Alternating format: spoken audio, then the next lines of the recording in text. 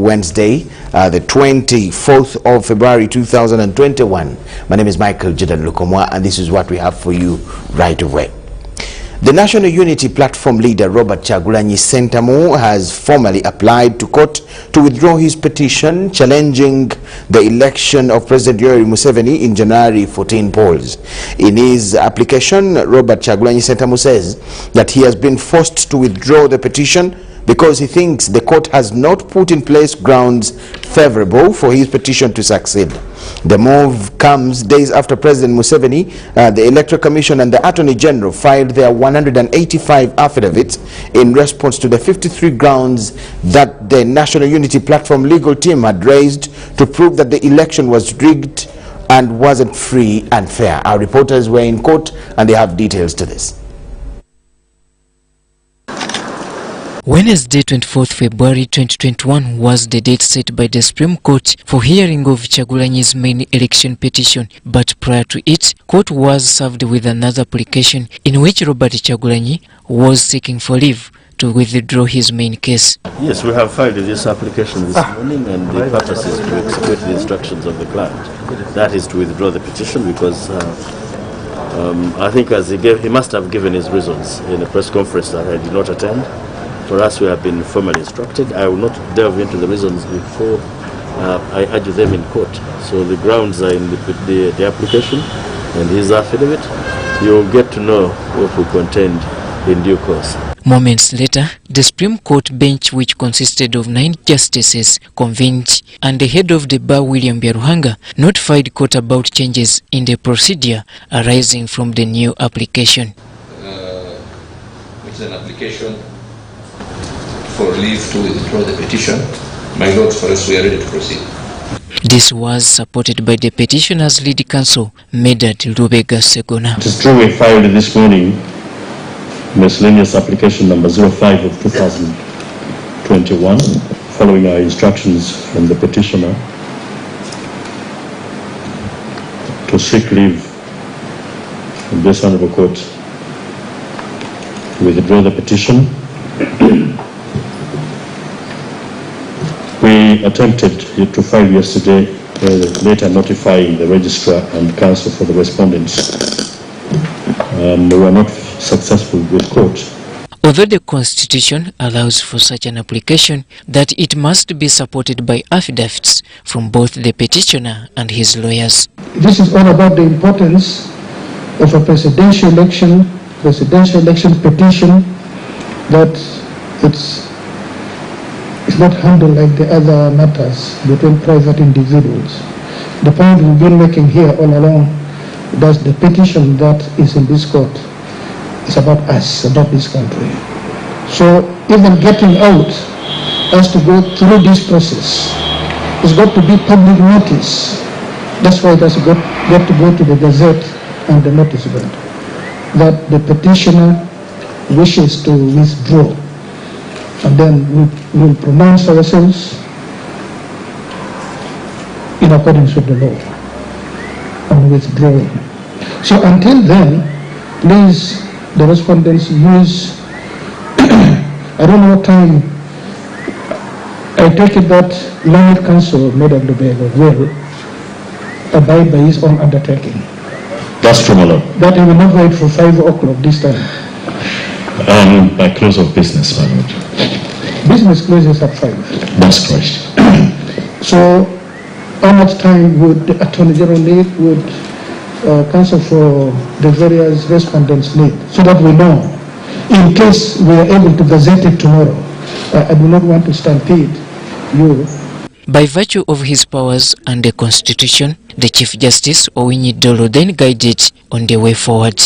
By your own concession and undertaking, we will have the second affidavit required by the rules by close of business today.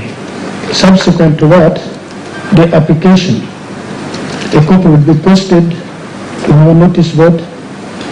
The registrar of this court will cause it to be gazetted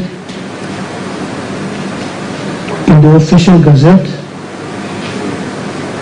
In the meantime, we expect the respondents to make whatever response they might want to make in writing,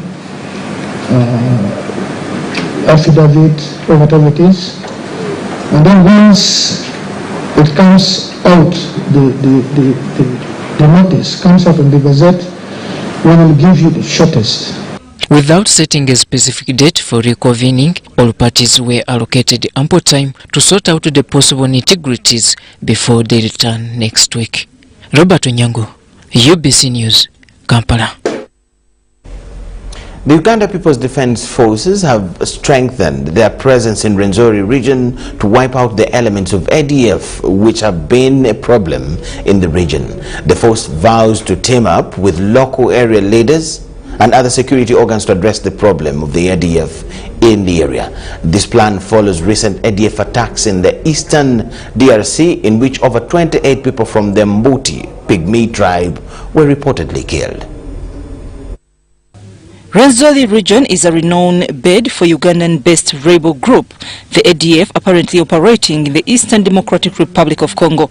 However, on the Ugandan side, the ADF, for years since 1996, have been terrorizing the surrounding communities in the districts of Kabalore, Kasese, Ntoroko and Bundibujo. The army leadership saw it, wanting to have a division for the security of Renzori region, because the ADF took us a lesson, and the ADF is still here. They have been increasing in number, increasing their activities, getting more guns, so it's a big threat here. However, according to UPDF, this will be a dream following its strategic presence in the region. We shall not underrate them, we shall seriously keep our ears on the ground. The dream comes handy after the Allied Democratic Force rebel outfit operating in the east of DRC launched an attack on the Mbuti Pygmy tribe, killing over 28 Pygmies. What remained unclear is whether the ADF was targeting the Pygmies for their ethnicity or if they were just the population of that area. We have been having very big problems against very big forces like the ADF, like the Al-Shabaab in Somalia, like the rebels in South Sudan. These are just common criminals. Only we need intelligence, it should be intelligence-led.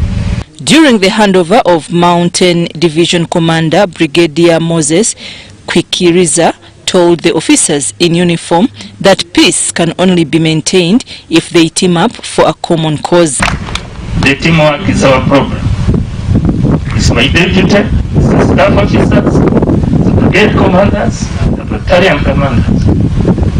Teamwork, teamwork, teamwork. Esprit, esprit, esprit. Cooperation, cooperation, cooperation. General Peter Elweru, the Chief of Land Forces, tasked the officers to remain focused for the security of Fort Portal Tourism City and its neighboring areas. If you sleep, you will wake up when people are running around. And that will be a very big problem. Don't forget about what happened in the Kichwamba. It's still very fresh in our minds. And it should never happen again.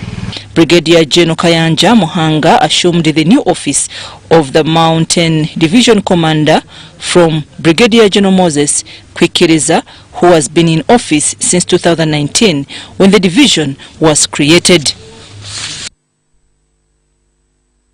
The surging numbers of Ugandans seeking for passports is worrying Ministry of Internal Affairs, the entity mandated to issue transport documents in Uganda.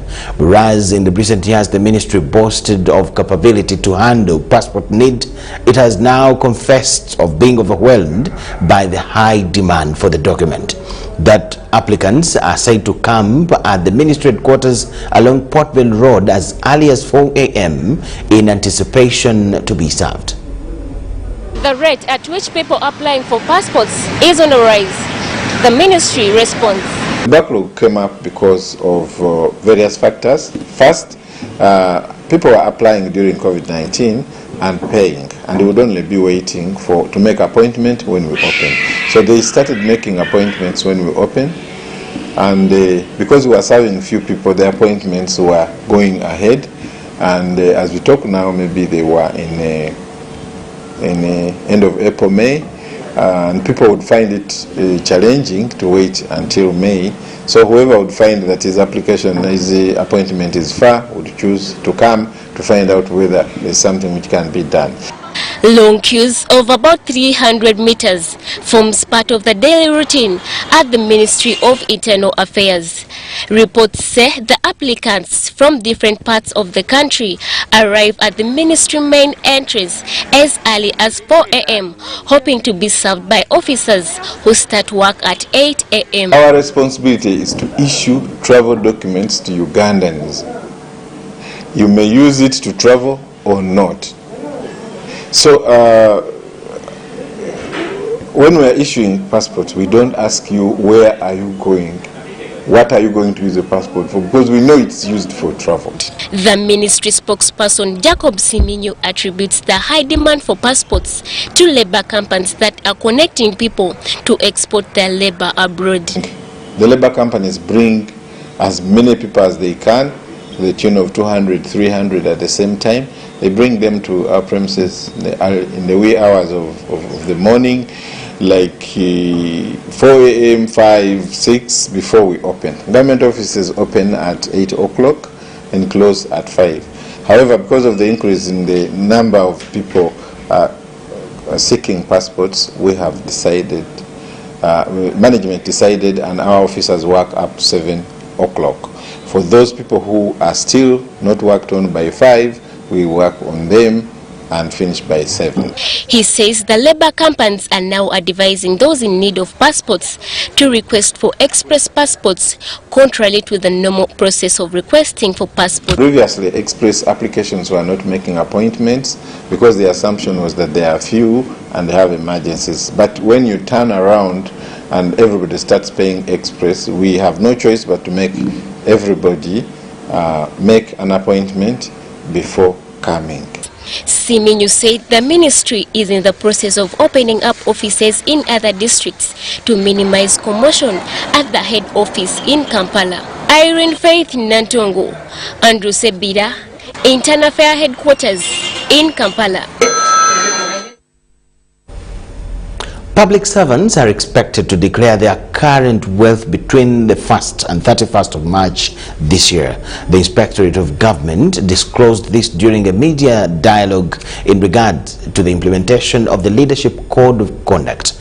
The Deputy IGG, George Bamgemerere, says that last year the Inspectorate of Government completed 1,170 cases, 18 of these being high-impact cases.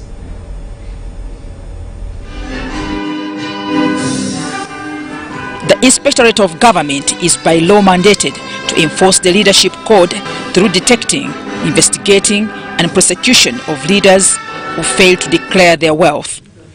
The Minister of State for Ethics and Integrity, Reverend Father Simon Lokodo, says compelling leaders to declare assets is one way of fighting graft. This was during a media dialogue that was aimed at disseminating the implementation of the Leadership Code of Conduct held at Hotel Africana in Kampala. That the way to fight corruption, the intent to fight corruption is completely at the forefront, at the face of this government. That's why we continue to make attempts to provide possible solutions. Reverend Father Lokodo is, however, not happy that the IGG office is now left with 2 deputy IGGs whose term of office is also about to expire.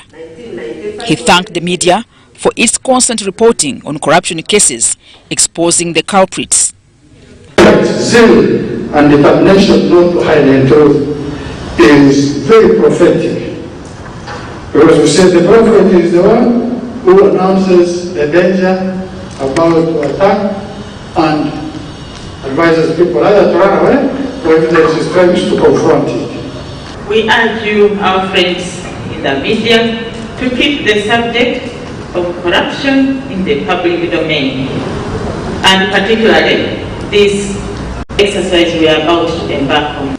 The Deputy Inspector General of Government, George Bamgemerere, says in 2020, 1,170 cases were completed, 18 of which were high-profile cases.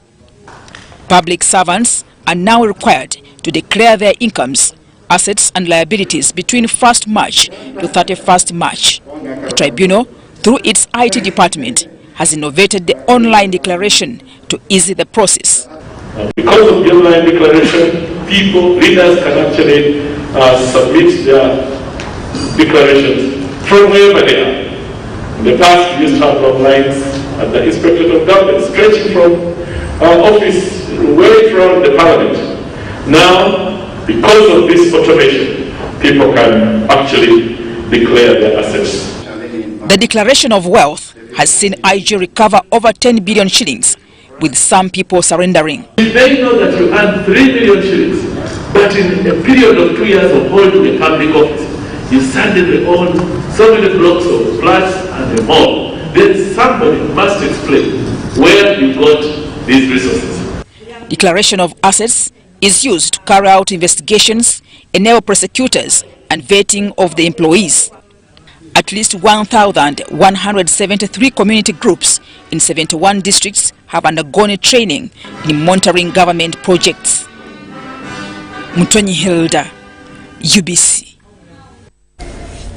A delegation from the Intergovernmental Authority on Development, that's IGAD, and the European Union's head of delegation to Uganda, plus the UN Office for Project Services, have handed over ambulances and essential supplies worth 1.87 billion euros. The donation is as a measure to reduce health and socio-economic impact of the COVID-19 pandemic at the points of entry and exit at Busia, Elegu, Malaba and Ajumani refugee camps. The handover ceremony was held at the Ministry of Health headquarters in Kampala, as we see in this report.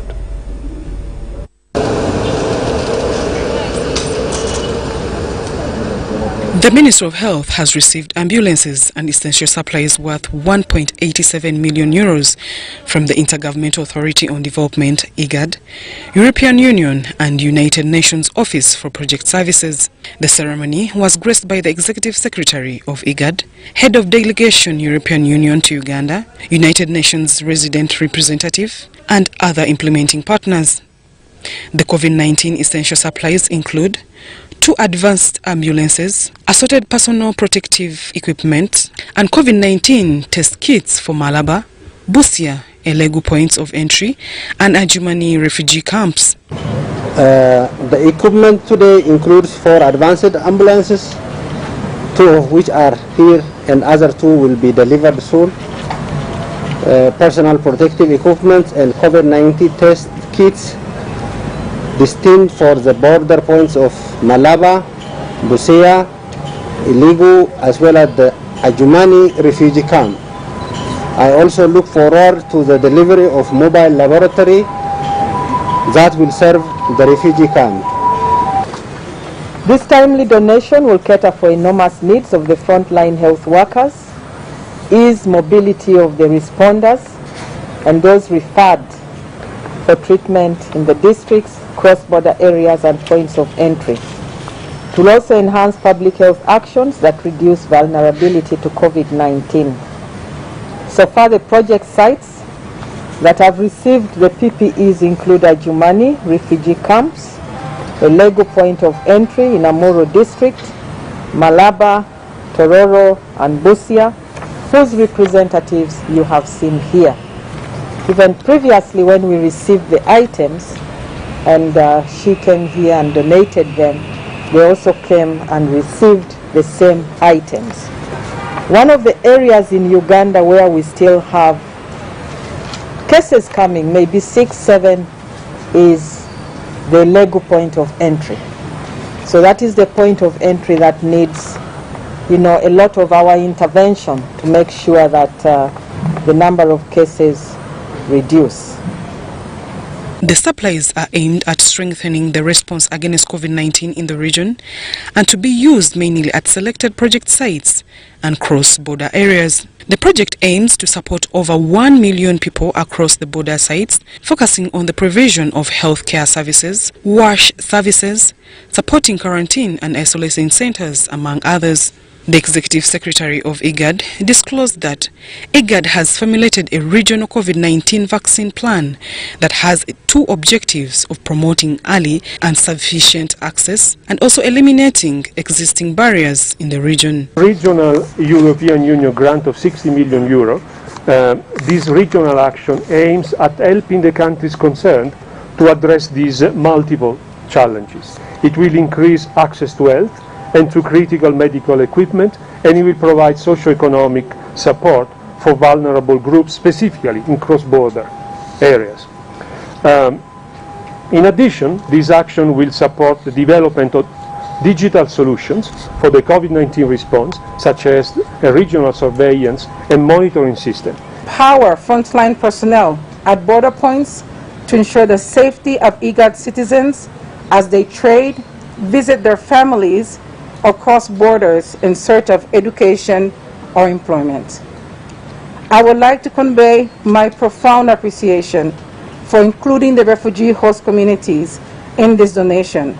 This is in line with our collective efforts to make sure that no one is left behind during these unprecedented times. The procurement of the supplies was within the framework of the EU IGAD COVID-19 Emergency Response Project that was set up and has been implemented in all IGAD member states of Djibouti, Ethiopia, Kenya, Somalia, South Sudan, Sudan and Uganda. Zahara Abigaba, UBC.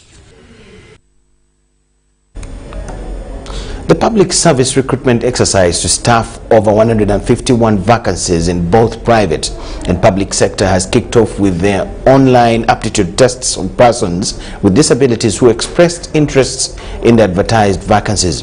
Presiding over the aptitude tests for people with disabilities are experts in the area of PWDs who are charged with the task of scrutinizing the capabilities of the 6 PWDs shortlisted for the competitive jobs in the market.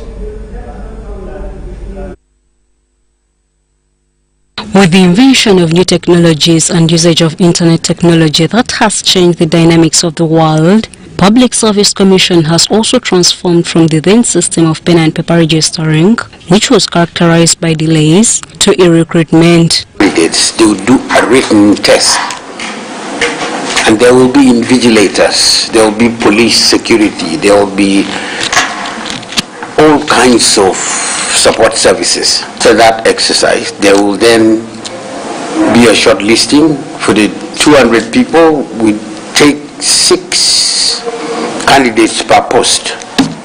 So that means we will have 1,200 young people to come for the oral interviews. Public Service Commission Chairman Justice Ralph Ochan says the new innovation is to curb malpractices in handling selection examinations and the large costs incurred in the process. Innocent young candidates who have come from all over the country to say, look, the process is long, I can do it for you. Let me go and pick the phone for you. Give me 1,000. The children apply online. Those who have no capacity, who have no access to computers or smartphones, we have a small resource center downstairs. They can come and use our computers to apply. Over the last years, many of our own staff have been caught in that malpractice, and we've dealt decisively with them by either dismissing or prosecuting them. So that has been, and even those who used to mark these papers, you could reach them and they would give you marks which you don't deserve. All this is now out. Within a space of 3 years, Ochan says the Commission will also give chance to persons with physical disabilities to engage in the program with assistive devices. We've tried now to deal with the issues of people with disability. We have a braille unit which you would see. I think it's Monday when the disabled will be doing their aptitude tests, and we have a special room for those in wheelchairs where the elevator works. Also to note, the applicants, once successfully nominated, shall work in different government entities. The average number of applicants to be handled per day is 1,750, and a total of 12,639 applicants will be attracted to 151 vacancies. Out of these, 9,804 are to be subjected to aptitude tests to determine those going to the next level of assessment, and the exercise shall be conducted at the Institute of Computer Science at Makerere University. Shaidatin Nasaku, UBC News. National Water and Sewerage Corporation has embarked on the service delivery recovery program from the impact of the COVID-19. In this arrangement, all area managers are tasked to come up with performance improvement mechanisms to regain the recent position. This was reached upon in the joint telegraphic engagement of top directors and regional managers of National Water. A glance at the comparison of the targeted revenue collection of the corporation, National Water is facing a shortfall of 10%, which warrants immediate mechanisms before a direct impact on the service delivery. The top management of the corporation has kick-started the 4-month program of the institutional total recovery. Schools have closed, they are yet to open, and even when they are opening, they are not opening full, and these are one of our major consumers in the up-country towns. You asked numbers, I can quickly tell you, before COVID we used to bill 38 billion. But that since dropped to 34 to 35, which is a serious, 4 billion is a big, and that is from bill. We are engaging each area management team and making them as a team. They need to appreciate they have challenges, and they also need to come out with solving these challenges as a team. The affected projects have to resume immediately with the new water connections to enable revenue increase. In this, customers are to be motivated to clear their areas to support the ongoing programs. Some projects which were completed, but we have not fully exploited them in terms of having people connected. We will make sure that during this period of 4 months, those kind of projects are fully utilized. And in that way, we'll have more people who are going to be connected. Corporation area managers across the country are tasked to design performance improvement approaches to achieve the national-wide recovery arrangements. We are here to engage areas and put our heads together to make sure that we go back to the situation before COVID came in picture. That is, have a revenue correction ratio of more than 100%. Among the alternatives, the corporation target to bridge the gap of the reduced water consumption. This will attract alternative financing to meet the public expectations. We expect engagement, and this has happened before. Once you engage the customers and you dialogue with them and talk to them and show them these facts, they will understand and pay.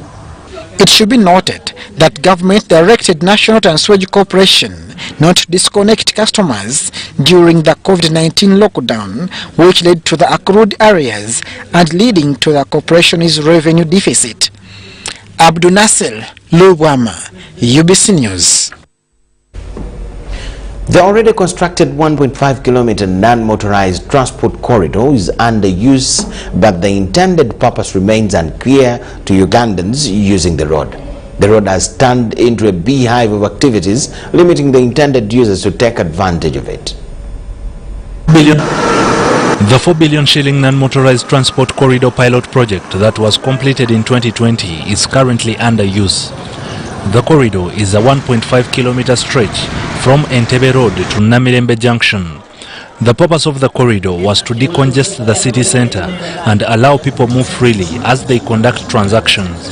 Lukomwa Street is well marked with parking slots, bicycle routes, and well beautified with flowers and trees. They should come and reconstruct this place here, and they make it they remove this place, they utilize this for what? For vehicles. Otherwise the beauty is not there. To business operators, the construction of the road has done more harm than good, and they plead for KCCA to embark on providing offloading parking areas. Business is ifudde, abapangisa batudukako, Customers used to come and park here and buy our products. Our businesses have collapsed. Tenants have run away because landlords are asking rent for the period we were under lockdown.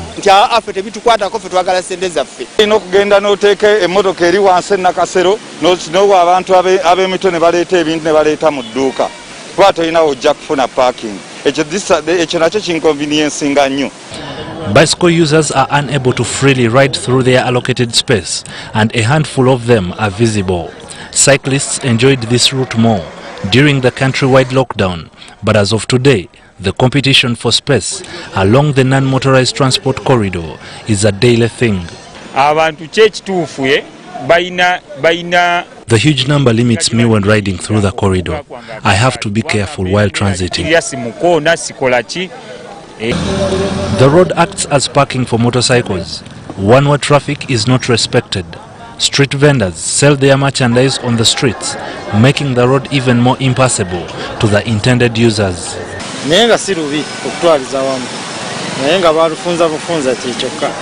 The beautification witnessed at Lumu Street is an opposite here at Namirembe Street. The flowers and trees planted by Kampala Capital City Authority are no longer growing, and the barbed wires erected to prevent any trespass have been disengaged. The grass has dried because businesses are and prayers conducted here.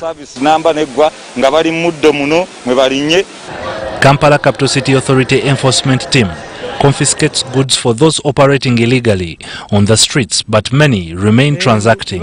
This gentleman is a street vendor, and he alleges that they pay 3,000 to 5,000 to the enforcers in order to sustain a day, and this is the norm. Our efforts to get a comment from KCCA on this story were unsuccessful. The level of disorderliness remains a big shortfall in the transport system, especially in the central business center of Kampala. And then how can you compete with someone who is selling his stuff on the roadside when he's in taxed? Ivan Kahwa and Sebida Andrew, UBC News. Government is stepping up its vigilance on random spot checks for tests and coming up with watertight penalties against unscrupulous construction engineers and architects in the practice of duplicating construction designs, plans and BOQs. The operations manager, the operations manager Hardware World Odiama David, says that duplicating of building and construction materials has also affected the construction industry because many buildings under construction collapse and kill people, among other related issues, as a result of fake products. Those in the business of building and construction industry have encouraged government to immediately double its efforts and intervene in the fight to reduce the rampant challenges of duplicating products, which is affecting the industry socially and economically. They said government, through the Ministry of Trade, should improve the vigilancy that do spot checks, basically do random tests and put serious penalties to those found duplicating products to save the construction industry. David Odiama is a construction engineer and doubles as the operations manager Hardware World.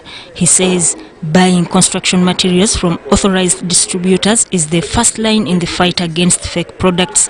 Odiama made the remarks at the launch of new Fundi Cement of Hima Cement Factory. Customers to work with such authorized distributors than going to a lot of other,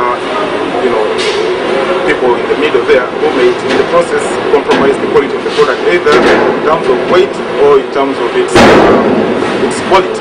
You understand? So those practices have been reported, aiming to fill a specific gap that has been lacking in the market. Because the practice has been people just buy cement, whether it's a 32.5 cement, a 32.5 cement, and they use it for all parts of the structure. And as you know, structures have different needs at a different stage of construction.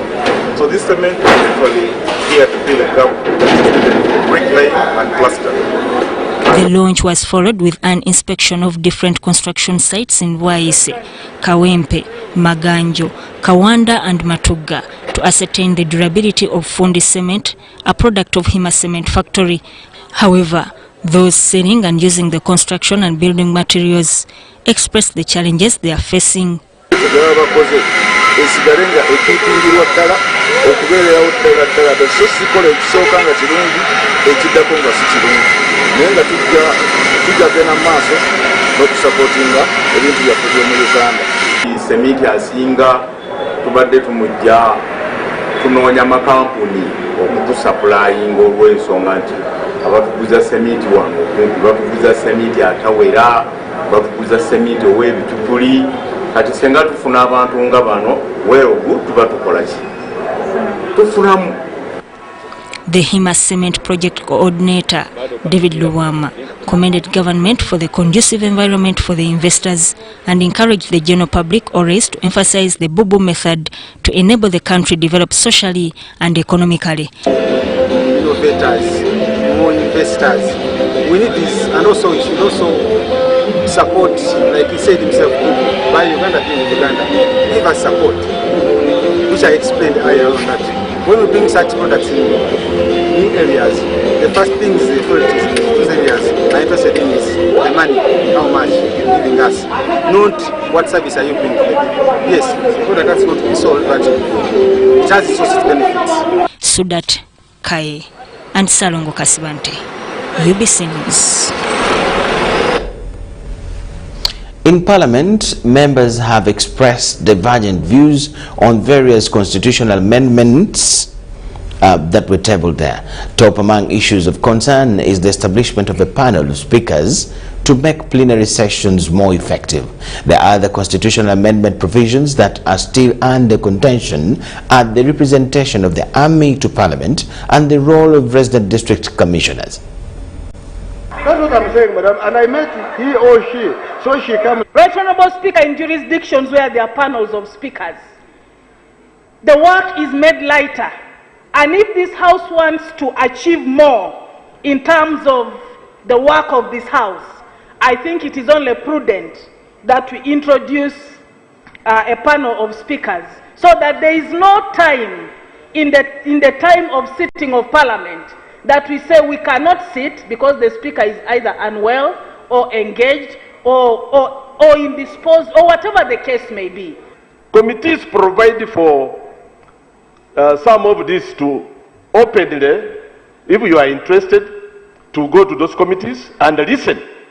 But it shouldn't be that the committee should import or smuggle or even sanction a role that is the cardinal role among the roles of a member. We, Madam Speaker, among the roles of a member of Parliament, I've never come across this one because I know representation, I know appropriation, oversight, and legislation. We are going to find ourselves giving a numerical strength to one force. I'm foreseeing a situation where they are going to retire so many generals to come and start competing in the constituencies and also in the electoral college of UPDF, and we shall end up having an army council representing Ugandans here. I therefore disagree with the continuous representation of the UPDF in this parliament. The army is there as not a listening tool, but they are studying the situation so that the requirements of those what happened in 66, 71, and 78, they don't occur again. There are other friends who have said, what about police? I've not had police making a coup. They say, what about prison officers? They have not made a coup. It was only the army which was calling for political instability in this country. Therefore, on that clause, Article 78, I support the military to remain in Parliament. If we feel that other security agencies should come in, let's add them on. But let's have the army in this House. And I don't agree that they are just listening posts. They contribute to this House. I've had colleagues contributing and meaningfully. Right Honorable, the other one is the RDCs. The RDCs are useful. And I'm speaking as a supervisor of local governments. I've gone to some districts, like I was in Abim, where I'd gone to supervise the roads under Dinu project. And the local government leaders chose to take me to the good roads and decided to hide the bad roads from me. It is the RDC who brought it to my attention So they are helping us to monitor the government programs.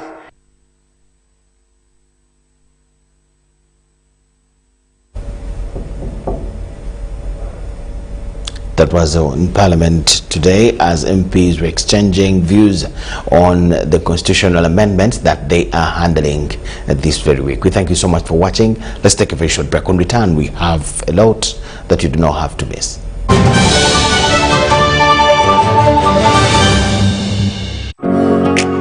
It's no secret that ICT makes learning easy. The strides made in our field could not be possible without it.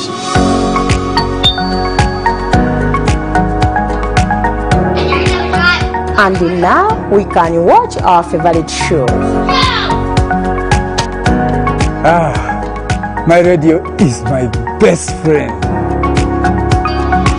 UCC provides an enabling regulatory environment and policy guidance for healthy competition. We also facilitate ease of doing business in the communications sector through licensing, standardization, spectrum management, tariff regulation, rural communication development, and consumer empowerment. An informed consumer is an empowered consumer. UCC supports local content and innovations. Driving the development of a robust communication sector in Uganda is Uganda Communications Commission. Enjoy great value from Airtel with the all-new My Pakalast combo offers. We have customized especially for you the best deals on minutes, data and SMS with our 3-in-1 My Pakalast combo to give you the best value as you stay in touch with friends and family. To activate My Pakalast voice combo, dial *100*2*1# to get started. Airtel, the smartphone network. Today tastes like a new tradition, like an old favorite. Tastes like all hands on deck and all eyes on the prize. Today tastes like a piece of the action, and it never tasted this good.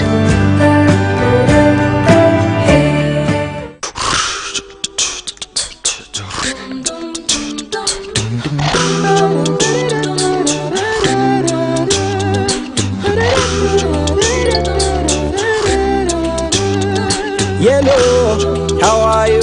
Tell me, how do you do? We're here to show some appreciation for the things you do.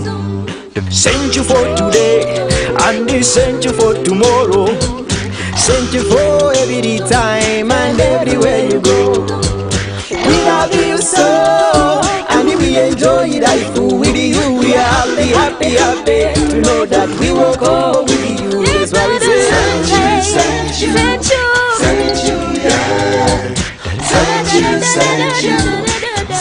Thank you for choosing MTN. Use MTN mobile money, bundles or other services to get Thank You points. The more you use, the more Thank You points you get. We look forward to many more years together. Thank you.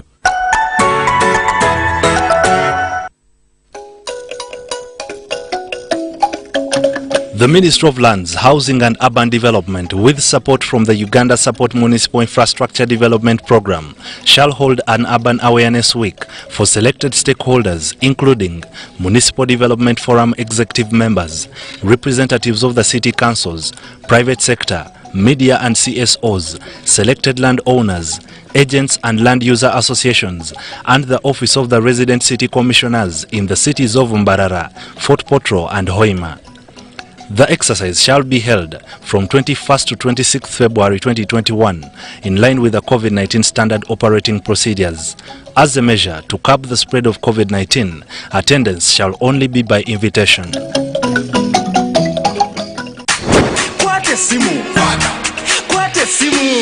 Kwate simu! Kwata Simu! For the first time in Uganda, you can pay in installments and own a smartphone instantly. Get to own the Samsung A3 Core, Samsung A01 or Samsung A11 and pay back in either daily, weekly or monthly installments for a period of a year. To check if you're eligible for the offer, dial *284*49# today. You also enjoy free 500 MB on the purchased phone every month for the entire loan repayment period. Ha! Uganda nyuma! Airtel, the smartphone network, in proud partnership with MasterCard, Samsung and Asante Financial Services.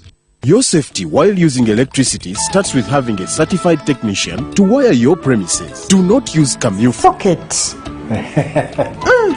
Chisaka, now that the wiring is complete, how do I get power? No. I'll get you power in my own way. And you don't even have to worry about the bills. I'll bring them myself. Is your neighbor there? She went to work. Does she have power? Yes, she has. If your neighbor has the power, you have the power. Desist from illegal connections because they are not only dangerous, but could lead to prosecution and death. Chisaka, what is this? Oh my God, I'm from Umeme. I did not say Umeme. I am from Umeme. At Umeme, your safety is our top priority. Report illegal practices to Umeme when you detect them. Download the Umeme app for other services. Stay alert, stay safe, save lives. Umeme, powering Uganda.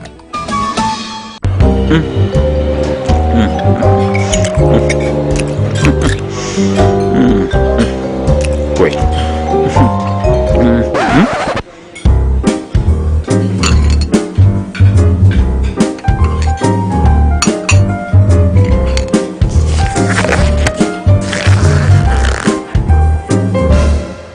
No one should stop you from finishing what's yours. That's why MTN gives you data bundles that don't expire.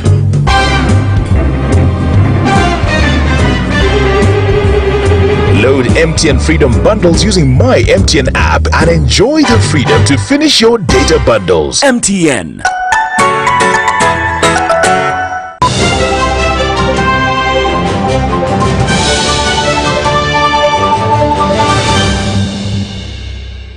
UBC News Tonight, thank you so much for watching and welcome back from the break.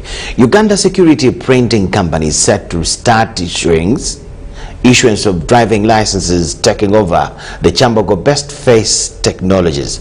According to the Minister for Works, General Edward Katumba Wamala, all operations are set for the 1st of March 2021. The company will be responsible for supplying all government security documents, as we see in this report.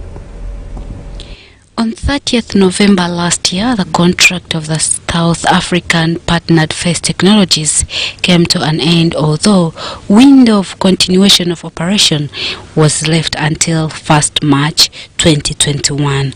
The Chambogo-based company, whose operations were under full supervision of the Ministry of Works and Transport, had majored in designing, printing and supply of computerized driving permits. Operating on a renewed contract since, Face Technology is set to be replaced by a state-owned service provider, Uganda Security Print Company. We had a contract running with them, but that contract has expired, and now we are moving into a new service provider called the Uganda Security Printing Company, which is going to be issuing the licenses. The company is now responsible for printing all security-related documents, the passports, driving license, the national ID, anything to do with security. So all these, the National Security Company will be able to do that. Since December 2020, the Ministry of Works and Transport suspended issuance driving permits at all its regional offices in preparations of the new contractor to take over effective 1st March 2021. From driving permits to driving license, all regional offices are now ready to start operating, Works Minister General Edward Katumba Wamala explained. Past 3 months, our customers up country have not been served, and we know this because we are transitioning. We are moving away the equipment of Face Technology and putting in the equipment of the Uganda Security Printing Company. But that will soon be done, and come the 1st of March, all stations will be turned on and everything will go as expected. Located along Nasa Road in Kampala, USPC is now prepared for the task by 1st March 2021, operating from Uganda Railways Corporation offices. We are moving from a private operator who was First Technologies to a majority government-owned service provider. And I think that's a plus for the government and for the country, that now the country is owning its facility. The prices of the new driving licenses remain the same as previous. Is that the fees will remain the same. The only difference is that now it has been consolidated. Instead of going to the bank, pay, then go to the facility and pay the production fees, you will go in the bank and pay once, and then you move to the facility to obtain your driving license. Jane Ramcha, GBC News. Uganda National Bureau of Standards, National Drug Authority and Uganda Communications Commission warning manufacturers against deceptive advertisement. The caution follows a growing concern of a number of advertisements of products claiming nutritional and therapeutic value on mainstream media and social media. The mainstream media and the social media platforms in Uganda are awash with advertisements, especially for the purported health drinks. Although most of the drinks, which have huge consumer base in the rural areas, are certified by the Uganda National Bureau of Standards, the entity has distanced itself from the supposed benefits to the consumers. Depending on what claim you're making, if you say that your product gives some assistance with some therapeutic issues, then those who have the competence to verify that must confirm it. If your product can be used for the treatment of liver cancer, then there's a specific ingredient that must be in that product. And those who have the competence with reference to therapy, which is National Drug Authority, must be able to verify. Most of the adverts are labeled deceptive. According to UNBS, the advertisers exaggerate the therapeutic capability of the drinks, and this can actually put lives at risk. Henceforth, anyone who advertises or promotes a product which claims of cure, treatment, prevention or modification of diseases or body function in advertising a drug must seek the approval of the National Drug Authority. The resolution was passed after an extensive stakeholder engagement with the concerned health drinks manufacturers on acceptable advertising practices. Because we have standards that cover claims. For you to make a claim, there is a certain procedure that you must follow. Even for you to say that my product is rich in vitamin C, there must be a certain amount of vitamin C in your product before you can make that claim. You will not be able to get the permission from the UCC without the UNBS notification. So in addition to the certificate that permits you to use the quality mark, UNBS through this partnership will be able to first communicate with the UCC and verify the kind of content that is going to be aired on the radios and the televisions. To help curb the problem, the public is also encouraged to play their part by reporting any drug promotional materials or inappropriate advertisement to the relevant authorities for investigation and possible prosecution of offenders. The consumers should rely on the information as is given on the label. And if they are not comfortable with anything, we have a toll-free line where they can inform us of offenders. Dennis Igor for UBC Business. With plenty of sugarcane, life is expected to be sweet, but unfortunately for the people of Busoga sub-region, eastern Uganda, it is totally contradictory. Over the last 5 years, sugar production has taken a fold, resulting into conversion of land at the expense of other crops grown. In our report tonight on sugarcane growing in Busoga region, we tell a new paradigm shift, why the Busoga people famously known for growing sugarcane, are completely turning to large-scale commercial farming of more other food crops. The sugar policy of 2010 clearly demands for a 25-kilometer radius between two sugar-producing factories as one way to decrease the localization of sugarcane growing to allow people use the land diversely for growing multiples of crops to combat food insecurity and hunger. The sub-region is located in close proximity to Lake Kyoga and Lake Victoria, guaranteeing reliable and good rainfall patterns coupled with fertile soils, making it absolutely viable enough to become Uganda's food basket. Muzei James Chiwala is a resident of Butanga Zone, Bulange, in Bugabula, Kamuli district, with a sizable piece of land that enables him to do subsistence and commercial farming. In addition to coffee, maize and other crops, Muzei Chiwala has been engaging in sugarcane growing. This cleared 1 acre piece of land is where he has his sugarcane plantation, which he says was not giving him returns on investment in the last 3 years.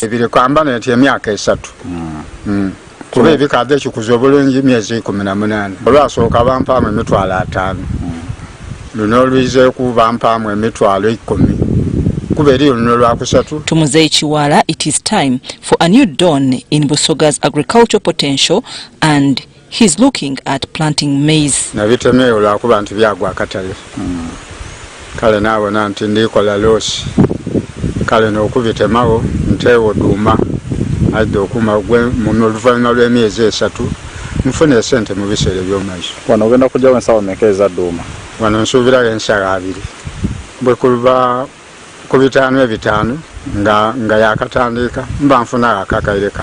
the same land, Muzei Chiwala expects to plant some beans and earn double profits, unlike it was with sugar canes.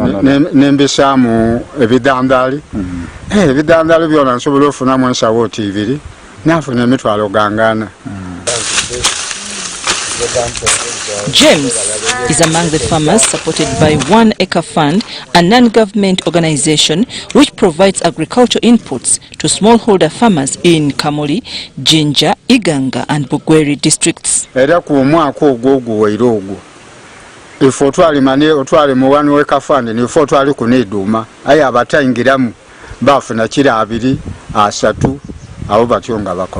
So we expect that all these fertilizers and all these inputs we give the farmers, they help them to have food security at home and at the same time also increase their income as the farmers that we serve. So many of our farmers that we've served, we realize that there is food at least in their homes, and we really appreciate the farmers that have taken the initiative to enroll with 1 Acre Fund. And we encourage you to continuously comply with the ways that, with the modern way of farming, so that you're able to increase your yields and also increase your income in your homes. An agriculture officer at Namuwendwa Sub-County, Tigatoda Mubarak, told UBC that President Museveni's message on commercial farming is being embraced. They have now supported us to improve our food security and household income through alternative crops other than the sugarcane scourge. Namugabo Juliet, a farmer at Bulange in Namuwendwa Sub-County, says commercial farming has helped reduce domestic violence in homes.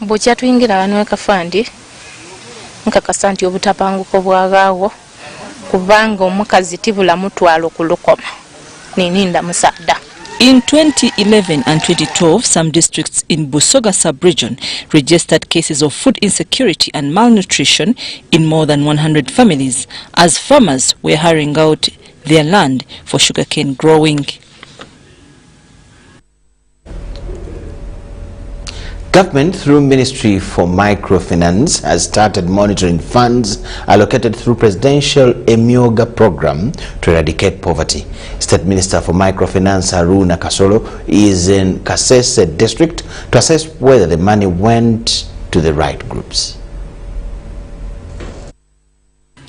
Kasese district received 2.8 billion under the presidential Emyooga program with an aim of eradicating poverty and boosting the culture of saving.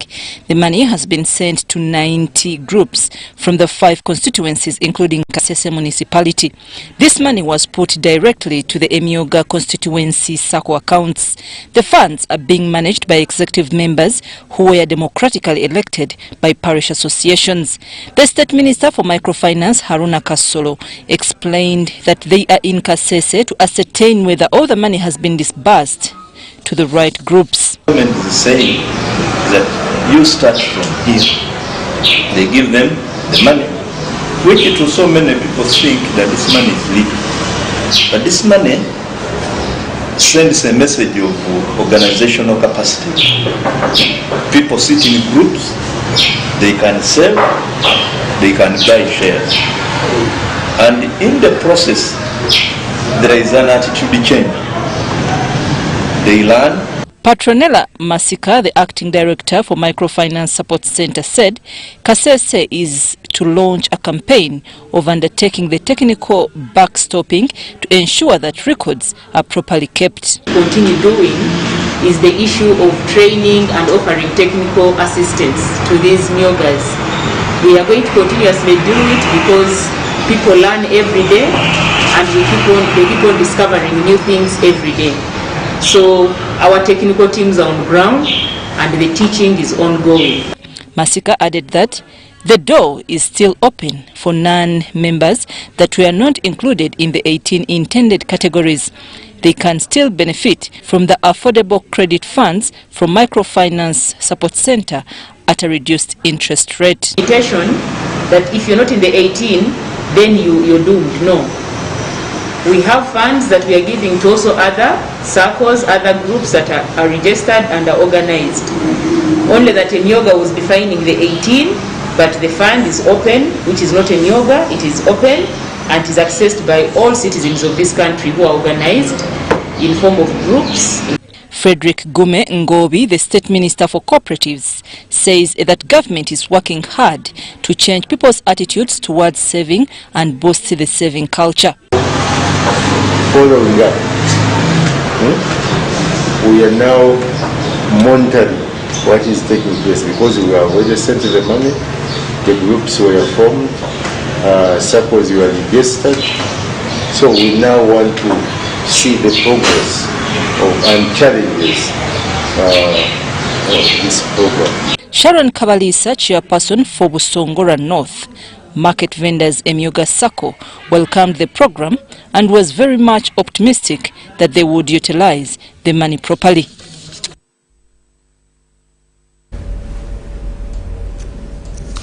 In more news, university graduates in software engineering who have formed a software development company called Volt Engineering Uganda Limited are looking for 30 million shillings in order to complete an invention of digital prepaid meter for paying water bills. University graduates in Arua have invented software for digital prepaid meters to pay water bills. The 3 graduates, Charles Aikoyo, Daniel Hagabimana and Ian Asidri, graduated from Makerere University in 2016 and 2018, then started developing the digital prepaid meter in 2017.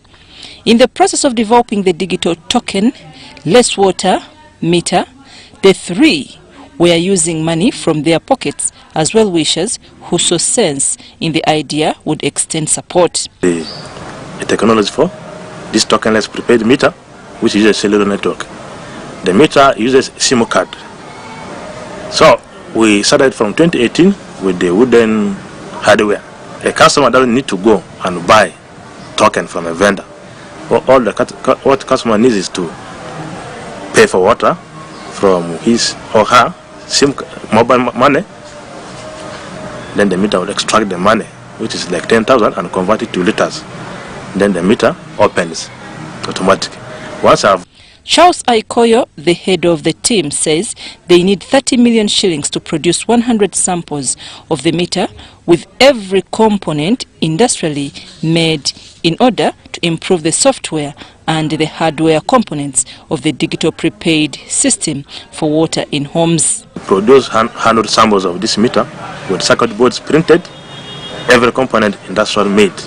So for 100 samples, we're estimating to test this meter for 6 months to improve the software, to improve the hardware, to improve any other thing which we need to ensure that the meter works like at least 99%. So the budget we came up with is 25 million to 30, 25 on the lower end, 30 on the upper end. That will do piloting, if we have a platform to pilot this 100 meters, installing these meters, maintenance. According to the technology, water consumers pay for any amount of water he or she has, in which the water tap opens and closes automatically when the bill is paid through the mobile money or when the paid money has been fully utilized. Innovators say the technology helps in conservation of water by users, and it is easy to deal with payment process and identification of the broken down meters, regardless of the distance a water meter is located in. Even if I'm here, the payment is made from here, and the meter is in Kisoro, or even if it is in Rwanda or Burundi, for example, in Africa, that is a cellular. So I may be here, it is in Karamoja, and the control center is here. So I don't need to, I may pay from here, and automatically it opens from Karamoja. So even I may have one control center to control all the meters in the country, in one country.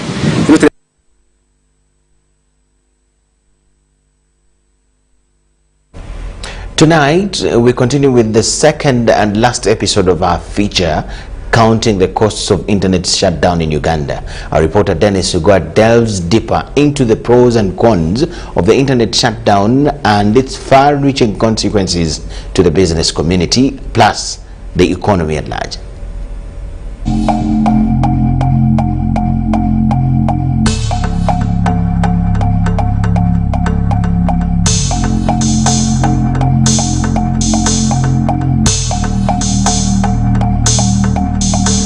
A lot was taking place on social media.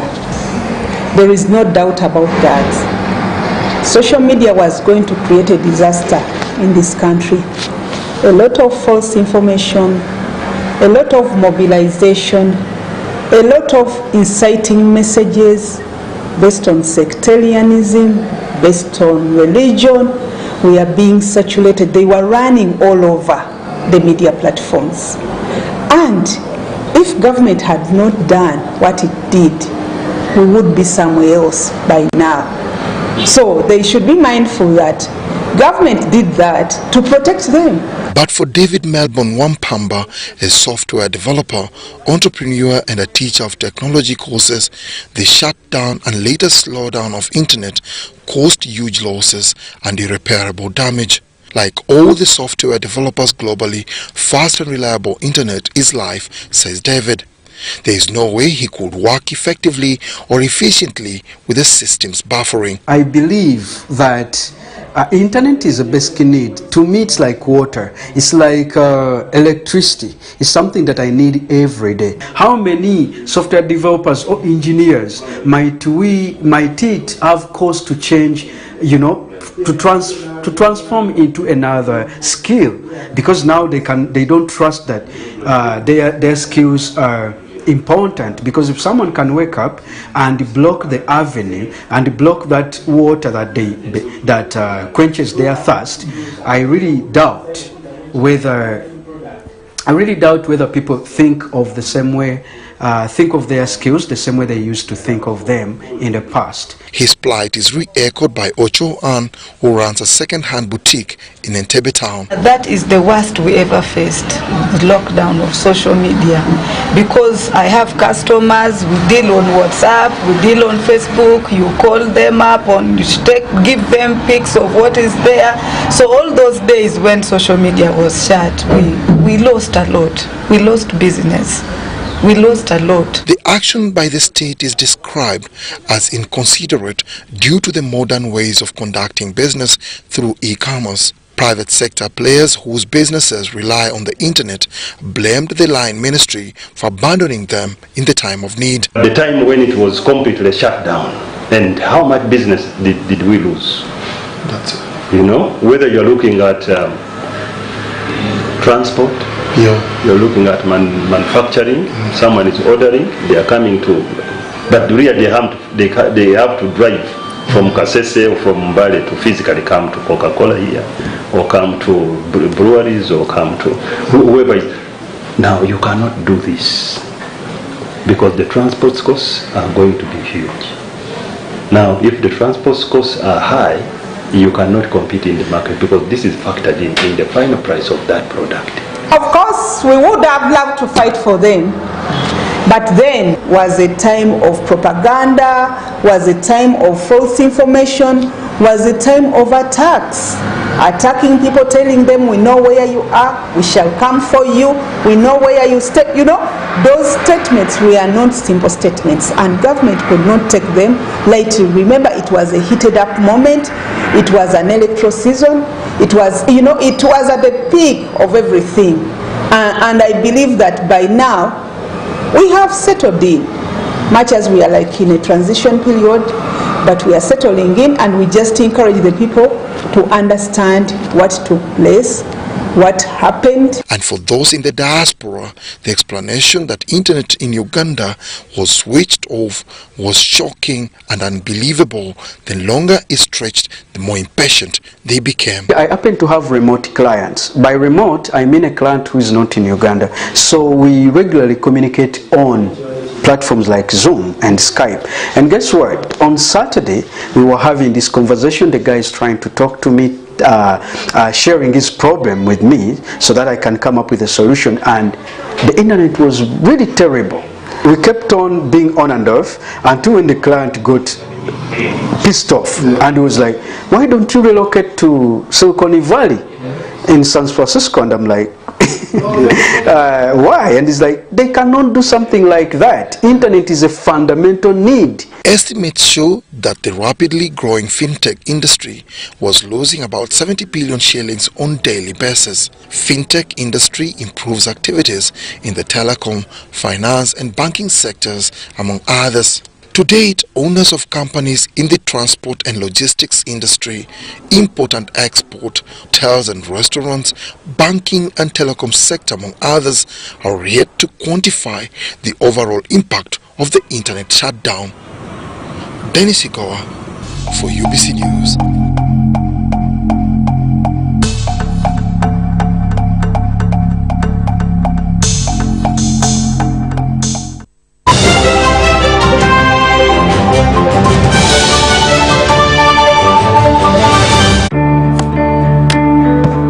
Today tastes like a new tradition, like an old favorite.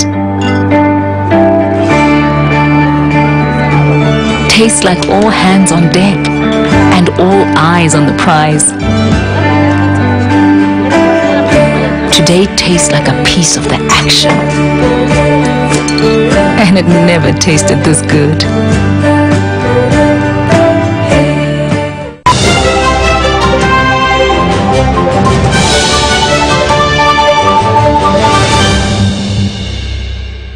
We now talk sport. A major competition site of the 2022 Olympic and Paralympic Winter Games has set up 4 new COVID-19 testing laboratories to conduct rapid sampling and analyzing during the event. The temporary laboratories will be fully functional to test the upcoming breast personnel in Shongli of Zhangjiakou city in North China's province. One of the 4 testing laboratories is located outside the Tianjin rail station, a crucial transport hub of the Zhangjiakou venues, and the other 3 laboratories are respectively at the 2 ends of the section of Beijing-Zhongqi Expressway and the core area of the Olympics-driven town of Shongli.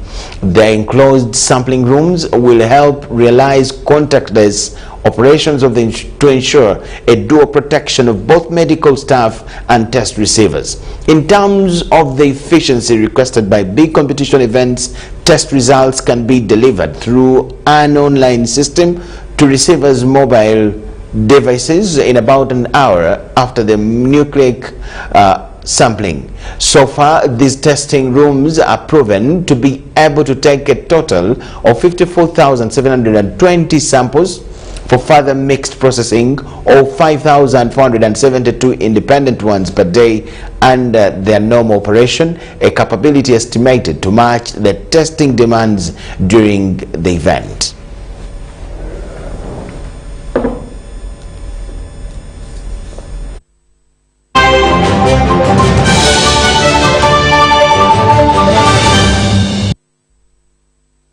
And that story brings us to the end of tonight's engagement. Thank you so much for watching. That is all we had for you. That is all UBC TV Newsroom managed to gather for you today. We thank you so much for watching. Behind the Headlines is already in the pipeline, and we have topics to discuss even tonight. Just keep glued on UBC TV. On the behalf of the whole team here, my name is Michael Jordan Lukomwa. Enjoy the rest of the evening.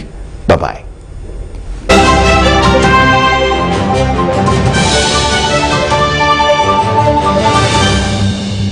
Brought to you by At Umeme, your safety is our top priority. Report illegal practices to Umeme when you detect them. Download the Umeme app for other services. Stay alert, stay safe, save lives. Umeme, powering Uganda.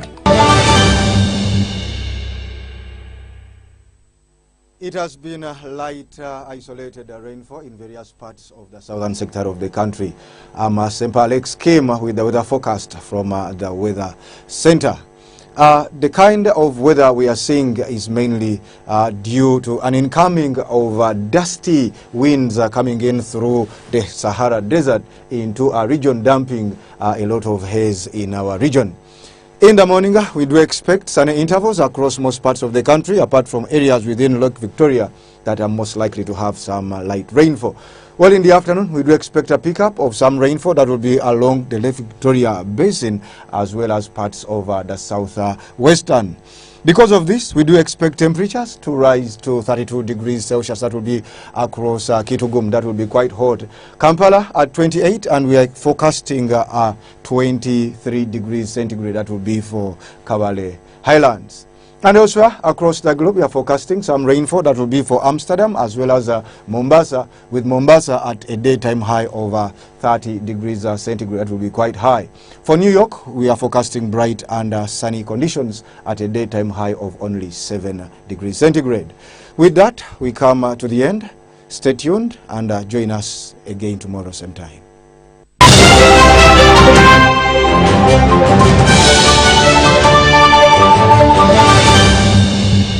Brought to you by At Umeme, your safety is our top priority. Report illegal practices to Umeme when you detect them. Download the Umeme app for other services. Stay alert, stay safe, save lives. Umeme, powering Uganda.